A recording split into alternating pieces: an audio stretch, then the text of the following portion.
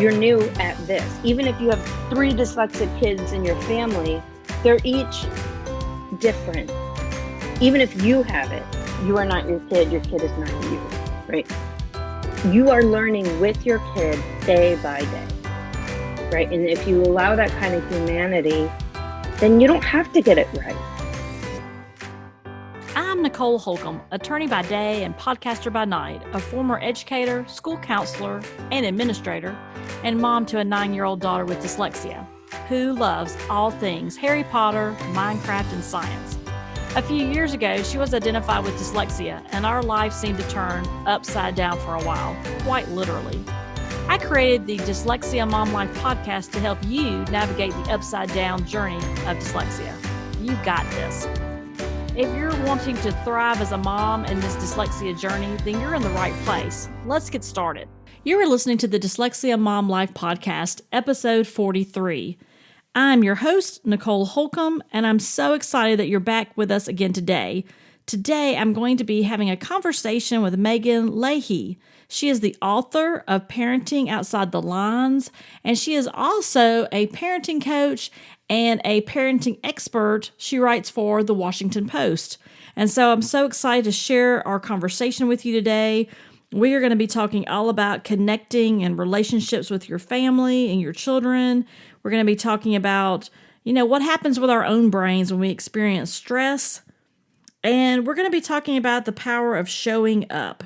So sit back, relax, and enjoy our conversation. All right. I am so excited to have Meghan Leahy with us today. She is just an amazing person, and I'm so excited that I'm able to connect with her today. She is the author of Parenting Outside the Lines, and we're going to talk about that today. But before we do, I just want to welcome Meghan to the show. Welcome today. We're so excited to have you here.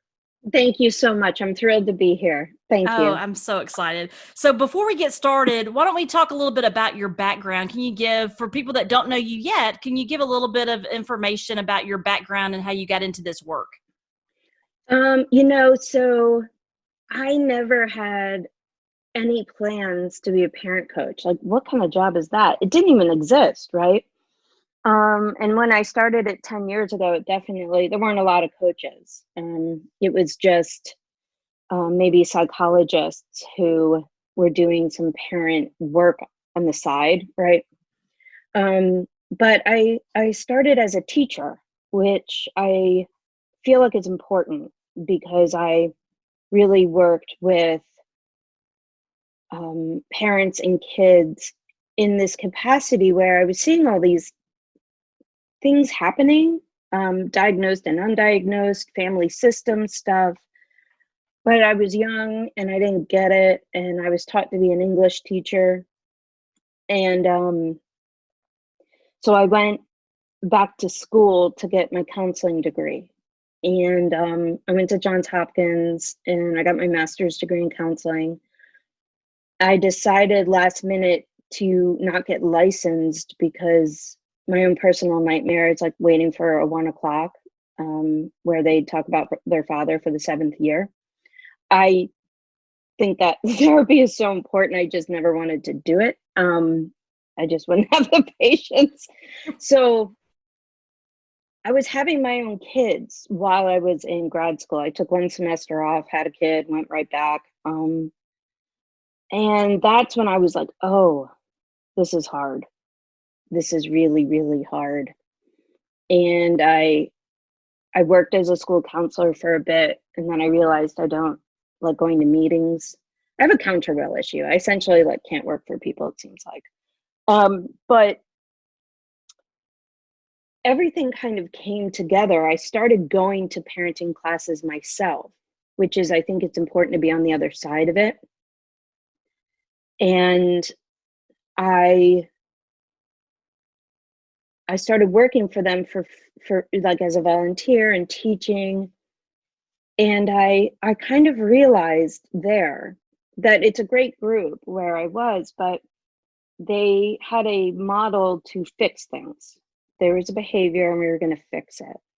And of course, that's why I went. I mean, that's why people call me. They don't like something and they want it to stop, or they want to start something else. Right. But it's there I began to learn that we were skipping over the relationship. So, I like behavioralism, which is, the kid does something, you give them a reward, right? To repeat the behavior, especially when it comes to executive functioning stuff. Behavioralism is rewards are huge, right? It hits on a part of their brain that needs hitting, right? But that is when I kind of started my own business. That is when I started my own coaching. That is when things began to shift for me, when I realized I wanted to coach around and for relationship. So, and then I met Dr. Neufeld of the Neufeld Institute. I met him by accident. I went to one of his keynote speeches just to hear other people, not to even go for him. And that changed my life. Listening to him changed my life. And I joined his institute. That took forever. That was crazy. I thought I was just like going to get a little certification. It was like years. Right. I kept calling them like, when do we start? They're like, we haven't accepted you as a student. I was like, oh, 10-4. It should have clued me off. Like when it was like applying for grad school. All of this to say is that I've been doing this since I was 20, right? This is all I've done is work with parents and kids. And I've just been on all the sides of it. So I think it's important for people to know that, because sometimes, I don't know, you got to be careful when you look for help out there. You got to be careful. That's all. Yeah. Yes. Thank you for sharing that. And you're absolutely right. And that's one of the things that I guess inspired me to start a podcast, because as a mom raising a child with dyslexia, I started a blog, I started researching, and then I realized that, dyslexia is hereditary. So some of the moms may not want to read a blog. She may want to listen while she's, waiting for a child in the car line, or while she's doing dishes, or, maybe. And so that's has really, I guess, been the point that's made the most sense. And like you said, there is just so much out there. And I wanted to be able to break through that noise and provide some, research based, have people like yourself on the show that, have a system as to how they do things. And so, I'm really excited about us digging into that more, into your work. And it's ironic that you talked about that connection and relationships, because that's my first question, right? Is that, you talk about in your book, but I know through your work that you just shared as well, is that you talk about that the relationship really being that North Star. And so can you share a little bit, you talk a little bit in the book about that, about the North Star and that gray zone. Can you share with the moms what you mean by that? Because I think that really is the cornerstone of where you start your book, and everything kind of evolves from there. Right. So in America, we are obsessed with individualism. We are obsessed with results and solutions and fixing. And I always want to be careful, because especially if your kid has any kind of executive functioning issue, neurological issue, anything, you can be parenting a tough kid. Like you can be parenting your ass off and doing everything awesome, right, and your kid is tough, right? So I never want to insinuate that it's your lack of connection or your lack that is causing hardship. I mean, maybe it is, but I'm also saying that there's also room for that you have a tough kid, right? And so, though, what I've learned is wherever you are, or wherever your kid is emotionally, physically, biologically, developmentally, attachment wise, all of our work happens under the umbrella of relationship. So to the extent that all of these techniques need to work, especially for dyslexia, which I can't even imagine, because I'm not raising a dyslexic kid, so I can only take from my friends and family and clients.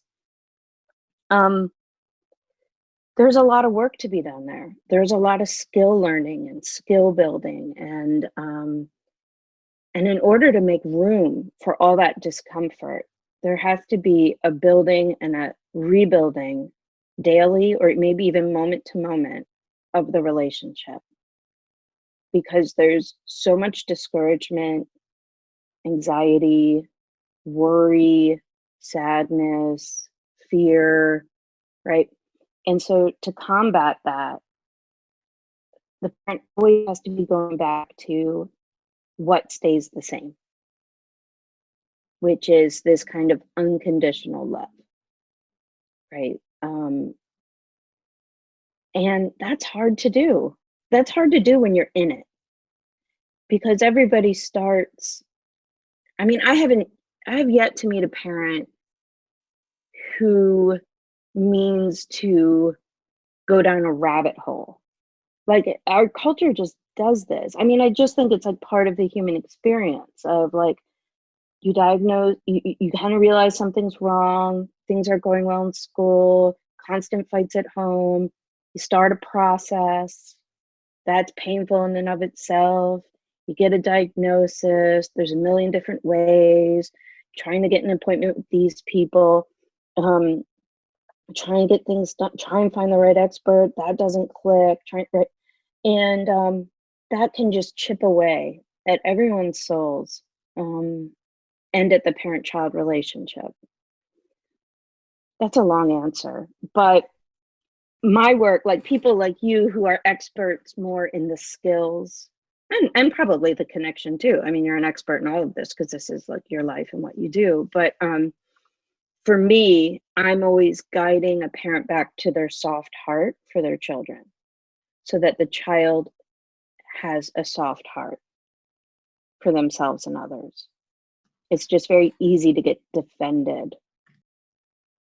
Right. And I think that goes right into the other piece that I was thinking about a few minutes ago, which was, I think it's important for moms to also realize what happens with our brains, not our kids' brains, but our brains when we become stressed about all the decisions. And like you were saying, the calls we have to make and the appointments we have to make and the monitoring we have to do and the team we have to build around our child to raise them and to provide all the services and the support and, their passions for soccer or whatever it might be. And I kind of had this as a side question, but it makes sense now that this is where we would ask it. But, I think it's important for moms to know that your brain works a certain way when it relates to stress. And this is definitely going to be pieces of stress throughout this journey. So could you share a little bit about that? Because I think that would be helpful and insightful as we talk about that connection piece as well. How our brains relate to stress? Yes. Mm-hmm. So, I was just reading, it's right behind me, the book Burnout. I don't know if y'all know that book. I'll have to grab it before we leave, and I'll give you the name. But these two sisters did a great podcast with Brene Brown on her recent podcast, and I love Brene Brown. I know her podcast is so good, so good. But they, we're carrying around these brains that have biologically not changed that much. Our whole world has changed, but we're still trying to stay alive, trying to stay in community, trying to not be attacked. And our brains are still like that. We're not getting chased by lions. We're not, our kids are not, for most of us, on the brink of killing us. And yet our brain, when faced with the kid who gets up from the table and screams, "I'm not doing this anymore, I don't care," we still have the brains that react like we're being attacked. And for, those of you, there's a great short YouTube video where Dan Siegel describes flipping your lid, right? Where your prefrontal cortex just shuts down. The brain is not making a mistake there. It thinks it's saving you, right? So when your kid was a little, and started to toddle toward the street, you weren't like, what should I do? I could, right? Right. Literally goes boom, pop, Right. right?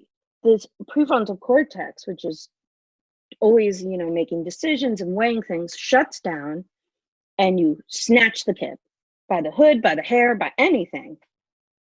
There was no thought there. Right?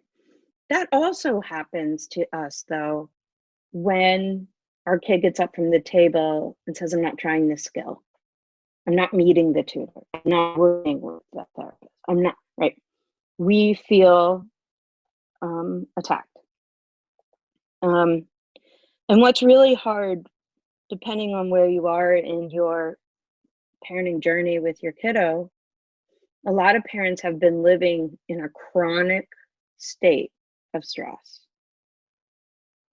Right. right? Mm-hmm. I mean, I use the word trauma carefully, but for a lot of parents behind closed doors, right? When the garage door closes or the front door closes and your house looks nice, but it is like a war in some people's homes. And there is a chronic pumping of cortisol that causes you to be reactionary, angry, punishing, giving up, feel sick, sleep poorly. And the hard thing is that the kid is also absorbing all of that, which the parent knows, which starts a shame cycle and a guilt cycle. So the chronic stress and how our brain handles it, I always want to be really loving to my brain. I always want to. I don't know if y'all know Holly Moses. She's actually a specialist in autism and ADHD, but she is just super. But I worked with her for a while. I just wanted to work with her and get her viewpoint on stuff. I just like working with people, and I don't want to Right. try and be the expert of everything because then you like Right. really are the worst at everything. Mm-hmm. But she always just said, there's a lot of people on your bus, like insecurity, fear, anger, anxiety, confidence, hopefulness. She's like, you just have to ask your brain, who's driving this bus? Everybody else get to the back. It's just a way of reminding myself all those emotions and people and controlling things are on my bus to keep me safe. My brain is doing the best it can. Right? So I have a gifted kiddo, and everybody wants a gifted kid until they have one. Right.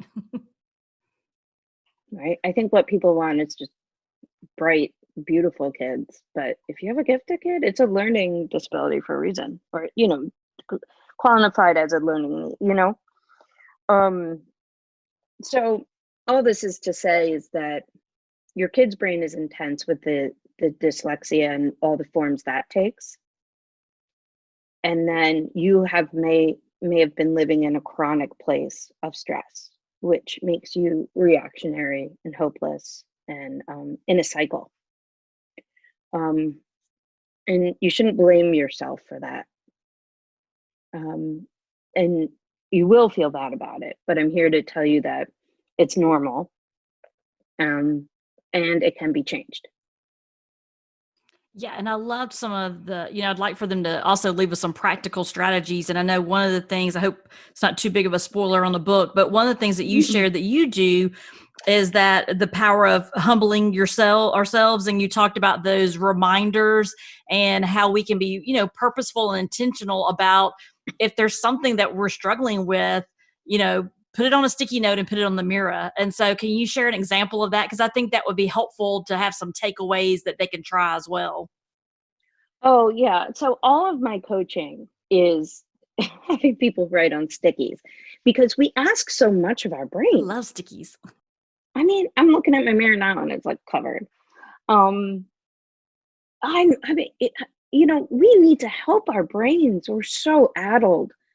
Um, social media alone, forget if you're even parenting a kid with needs, we're all just scattershot. Um, and so intentions can't carry us that far, because we all have them. So we need to put stickies wherever we are the most. So for me, it's the kitchen. Used to be the car when we did things and went places, but this is recording this during pandemic times. So Right. I just hang the stickies, right? And they will say, your child is doing the best she can today, or just smile. Because I'm not a smiley person, but kids read that as not just passive, they can read it as aggression, right? Right. Parents can remind themselves, um, I have a lot of parents write silver lining, right? What can you notice today that your child has done well? Even if that's the absence of doing something bad. Right. So thank you for walking thank you for walking to the table for breakfast, right? Um, thank you for, getting up the first time I asked you to. Parents are like, well, why should I celebrate my kid for doing the basics? Well, those are little accumulations.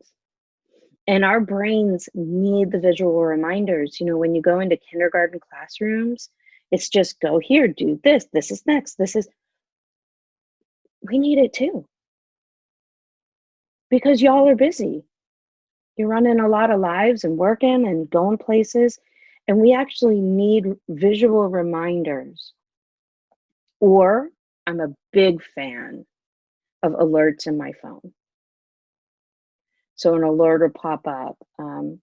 Go tell one of my kids you're proud of them for, and I'll like just get up and be like, hey, I'm proud of you that you did it. And they're like, all right. Right. They look at me like, what's wrong with you? I But love that guess what? because it's using your phone in a positive way instead of just scrolling Absolutely. Instagram. So I love that. Absolutely. And you know what? Even when my kids look at me like, what's wrong with you? Why are you talking to me like that? There's an accumulation in kids of positivity. Not all kids, not all the time, but generally. Yeah. I have a lot of my clients set up reminders, but we always have to switch them up because our brain will quickly start ignoring post-its and even reminders on our phone. Right. So, Yeah, I could see yeah. that too. Just having to Oh, yeah. be creative, but yet also giving yourself those visual reminders. Because sometimes it's the hard when you're in the middle of it, right? So, like you said, if you're putting them places that you usually are, it's great to have that visual reminder because you're in the motion of doing what it is you do, and sometimes you just need Mm-hmm. that little alert or that little beep or something to kind of remind you as to what it is you wanted to try to do differently today or what you want to continue to do, like you said, because those little small steps is all that it takes, right? There's little small steps along the way. And, for us, I can speak for myself at least, and the moms I work with, that during the day our kids are exhausted from going to school because they work so hard sometimes, and this from working with parents, just to keep it together, right? Because many of the dyslexic children have other things. They have ADHD, or they have anxiety, or they have dysgraphia, and they have trouble writing. And so many times by the time they get home, they just kind of let it all out, right? And sometimes we get all that. And so I think, we have to, and we've been busy all day doing whatever it is we're doing, working or managing our household. And so, I think we have to be kind to ourselves and remind ourselves. And I think I'm a very visual learner. So I love the ideas of sticky notes and things like that, because it really does help me kind of refocus, especially when you're at a place where you don't like maybe some of the things that you're doing and you want to do better, but you forget in the moment, right? And so I think it's good to have those reminders. Yeah, I have, especially for my parent. Well, all my parents are dealing with hard kids. Nobody calls me when their kids are easy. Right. And Okay. this day I'm and like, time, everything's difficult, right? right. I have There parents is call no me and easy they're like, raising children now. right, right. Well, I have parents call me like, I want to work in my 3-year-old's hard. I'm like, no, I'm not taking your money. Mm-mm. Just, Nope. Just go watch some Netflix. They'll grow out of it. Like, nope, nope, nope. Um, spend the money on a babysitter. But for my parents with the tough kiddos, especially when you talk about the kids coming home and this offloading, I call it the offloading of frustration energy. We have a lot of the two main stickies are breathe,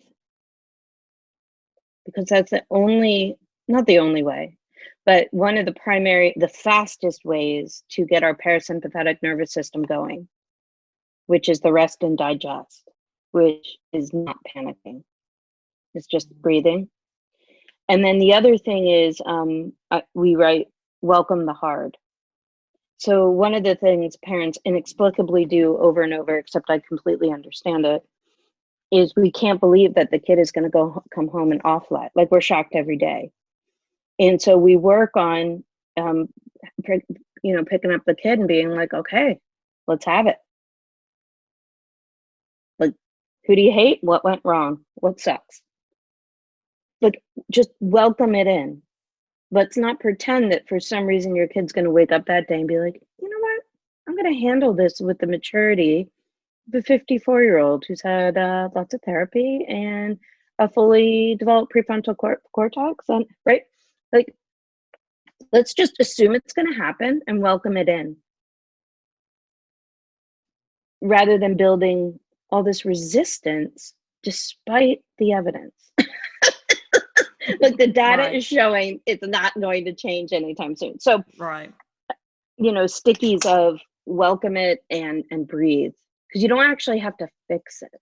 Right. You just have to withstand it. Right. And many Which is times hard. too, they just want to be heard.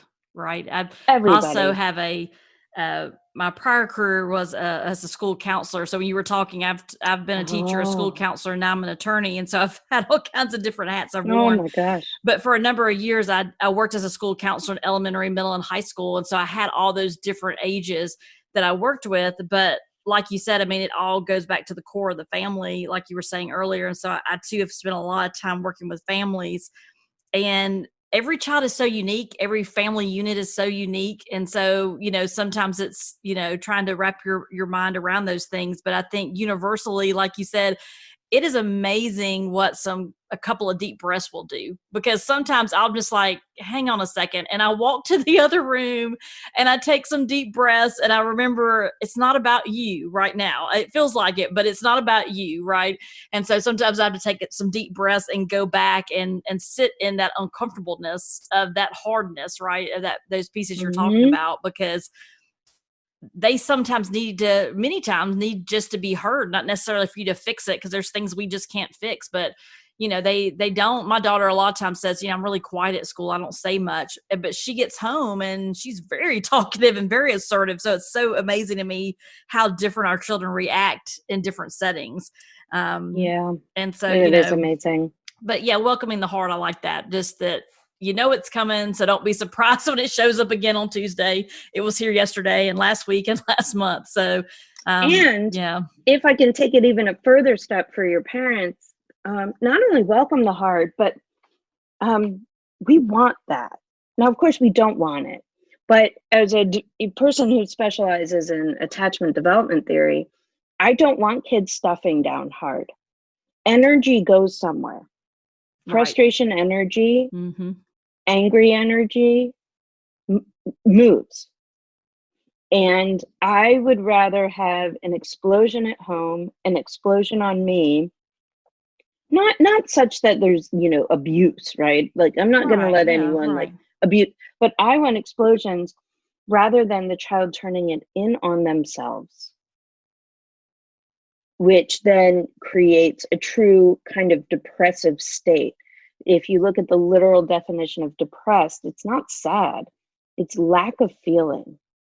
A depression of feelings means you don't, if anyone out there knows and has been fully depressed, you're not sad. You don't feel anything. You're just walking around.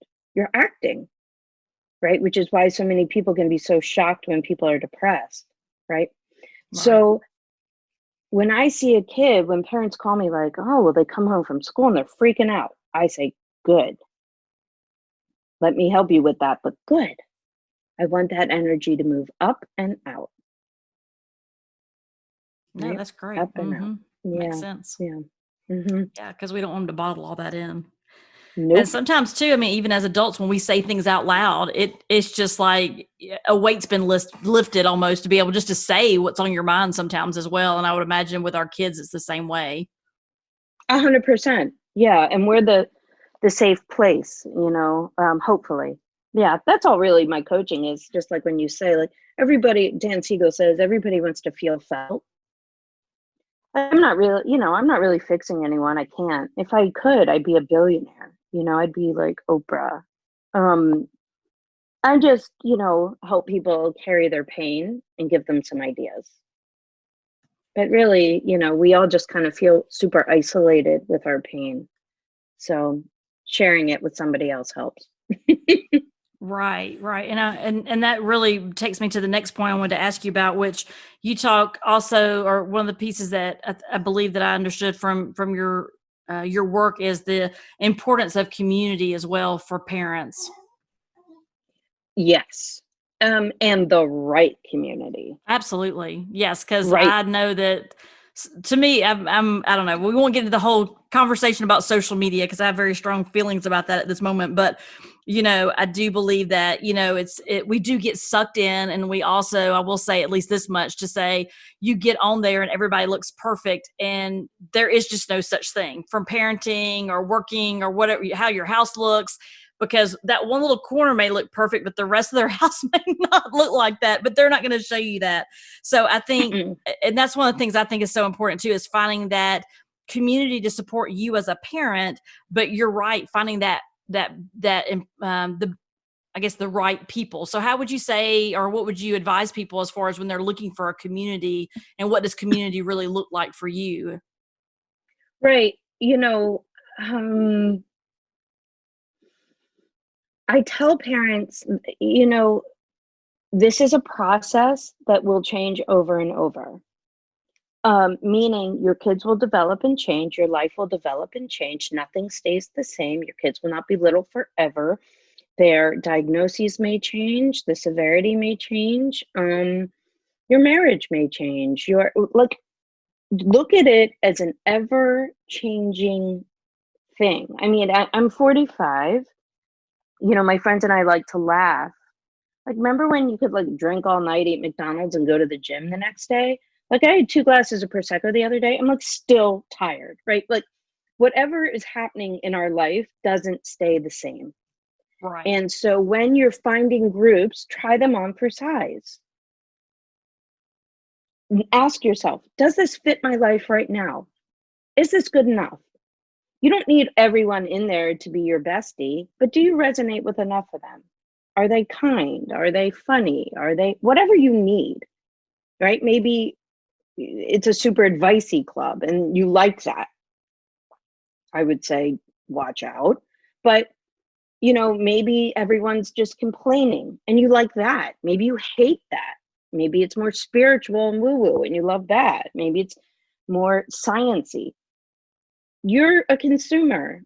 Like, you are allowed to come and go. And you don't have to love what all the other dyslexic parents love or hate what all the other, you can just do you. And when it's not working anymore, you move on, right? And so and don't be afraid to start your own club. And I know people are like, are you kidding me? One more thing. It can actually be super empowering, because if you're looking and you're not finding what you need, so are 500,000 other people, That's exactly why I right? started doing what I'm doing. I was about to say, Absolutely. Yes. look at what you're Absolutely. doing for all hmm these parents. And there's a period in their lives where they need you, and then maybe they don't, right? Right. It's just those seasons. Things change. Seasons of life. So find your community. I would just really warn, um, as you get better at being a parent of your dyslexic kiddo, watch, um, how do I say this? Watch how much you shoulder for other people. Watch who's sucking your energy out and who's feeding you up and then filling Mm-hmm. you up. Absolutely. Because people will Um, seek you out as they find out that you're in this journey. And for some, some moms they don't want to have those interactions. They're more private with their personal pieces. I'm sure you deal with that with families as well. And then some people mhm, are more like me. I'm very open. If someone calls me and has a question, I help them as best that I can. I've always had mhm. that service piece behind the jobs I've had. I've always wanted to be a helper and a giver and all those things. And you're right, that can also get you into trouble sometimes. But I think once people start kind of figuring out that you have a child that's dyslexic, people do kind of, they just come to you because they're like, well, my child's doing this. Did your child do that? And so I love that advice because, it's just because there are certain people that I talk to frequently and I get off the phone and I'm exhausted. Right. Right. And you know what's funny is you're never gonna help them. Like Right. there's no end. Like it's just they keep coming back. You just create your own nightmare. And so whenever, and this is any parenting club, Right, any parenting exactly. group, right? And so I would just tell people, see it like you just said, as seasons, and check your boundaries. Check your boundaries to make sure you're not stepping over others and that you're keeping your own. Right. So healthy boundaries are like the path to joy. Right. Because then you are respecting yourself and you're already working hard as a parent. You're already doing all the things, right? To raise your special kiddo to love themselves and value themselves and see their brains as an asset and not just a problem. Right. And so you don't want to further burden yourself. Right. And Yeah. another piece I was thinking of too, when we were talking about earlier about, connections and communities and all of these great things. One of the things that I thought was also interesting was because I talk about this a good deal as well, which is you talk about just the power of showing up. And I think that's important for all parents, but I think it's Mm. especially important to the parents that are parenting children that are dyslexic or that may have any other learning differences. And I love that part of that showing up. You talk about why we should apologize and when it's okay to say because we're modeling for our kids, right? And so I love Mhm. those pieces that you talk about because I do think they're very powerful. So this will be we'll kind of wrap up with this. I'm going to ask you a kind of a parenting question at the end. But as far as thinking about just showing up and being present and like sometimes just having to sit with the hard pieces, when are some examples or when should parents be thinking about when are there times that you should show your child it's okay to apologize and how do they go about doing that? So for some people that might be a struggle, and for many of us it might be a struggle, right? Because we don't like to say we got something wrong. We're the parent, we're supposed to know, but we're human, right? And we're not perfect. Mhm. And so what Mhm. advice do you give to your parents that you're working with when you think about you're showing up, but sometimes you also need to show up to say I'm not perfect, I did do something wrong, and how should they approach those times? And why is that important if you think that is important? Oh yeah, it's so important. I mean, you can just look around at our society. It's full of people that have never received an apology. Um, we talk a lot about I'm in this anti-racism group and it's like power with, power over, and like power under, right? And of course, as parents, we are always in power over because of the hierarchical nature of parenting, right? We have to be in charge because we're raising immature people who make some bad decisions. But being in power with your child also means that you you are respecting your own humanity enough as a parent to, you know, acknowledge you're not perfect, right?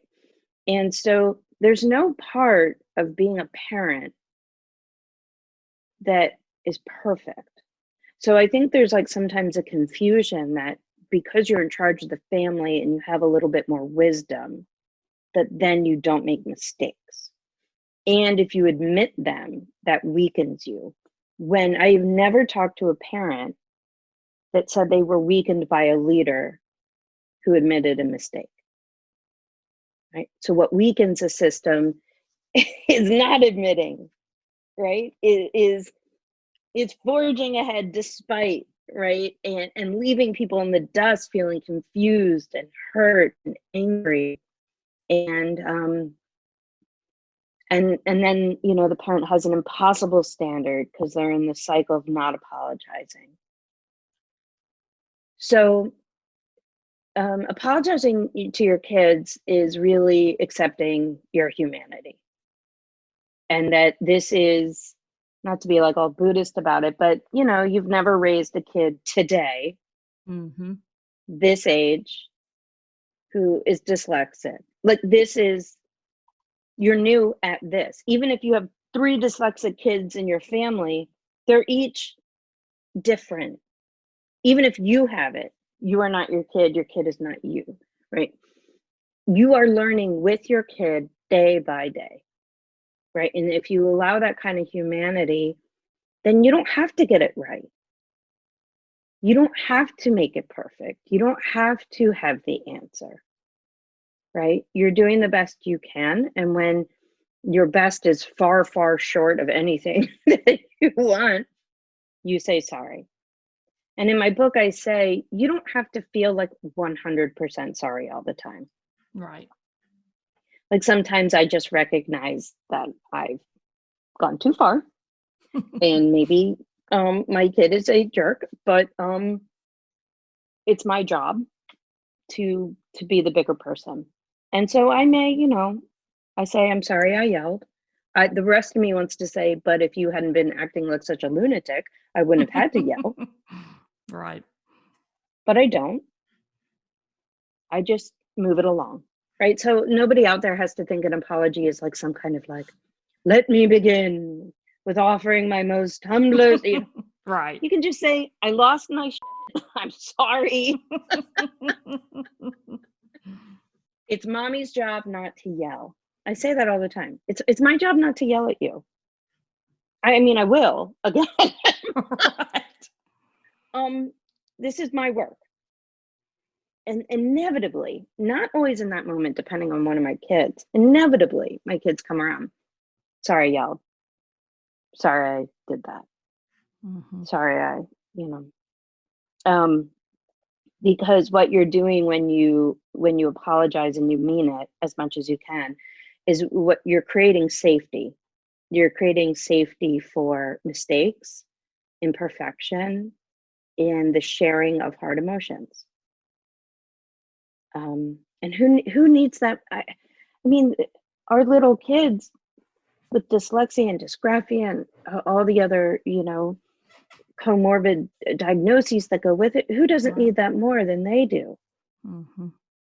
All that room to have frustration and be imperfect, but to, you know, an apology lets you try again. It's not always a reboot, and if you're constantly apologizing because you're constantly out of control, you have a problem and you should like call an expert, but it allows us to keep trying. And for parents especially, it allows you to take the perfection off that cape. Right. Absolutely. Yeah. Thank you so much for that. And thank you so much for spending time with me today. I've just, like I said, I absolutely love your Parenting Outside the Lines book. I mean, it's a perfect name. I love it. You say, it says on the front, forget the rules, tap into your wisdom and connect with your child. I love that. Like I mean, the book, I can't more highly recommend it to the moms that I work with because it just really resonated with me in so many pieces that we don't have time to talk about today.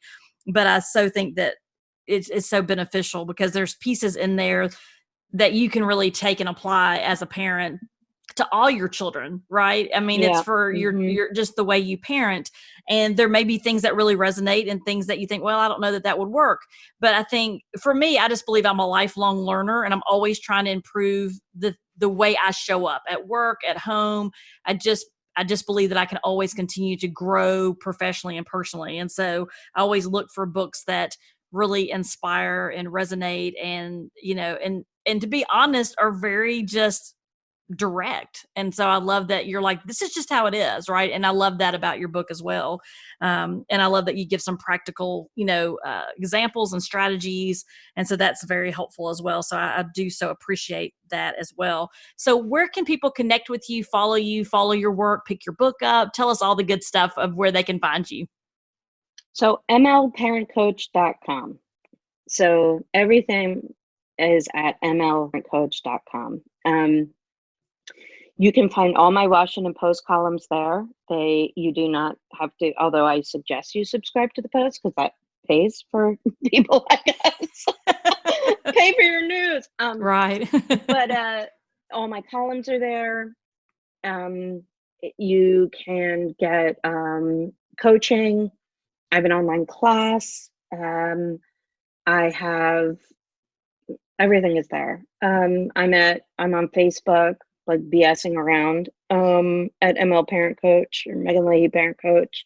I'm on Instagram posting pictures of my dogs. I barely am on Twitter because it's such a garbage fire there. But yeah, and then the book is on Amazon, but I'm going to encourage everyone to buy it and ask for it at your little local bookstores.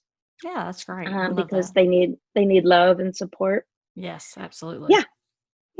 Well, thank you, Meghan, so much. I so appreciate your time today, and I appreciate your parenting wisdom that you shared. I know that it's going to really resonate with a lot of the moms that listen to the show, and so I so appreciate you, and I hope you and yours have a great holiday season, and I just appreciate your time today.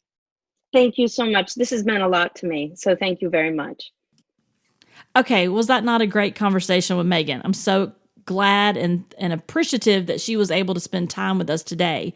If you would like to get information that we shared today on the show, the resources that we discussed, please go over to dyslexiamomlife.com and look for episode 43. And in today's show notes, we'll include links to the things that we talked about and the resources that we shared. And while you're here on the podcast, if you would just take a minute and click over and subscribe to the podcast, I would be so appreciative because I don't want you to miss not one episode. Thank you so much for listening. Go out and have a great week. And remember, you got this.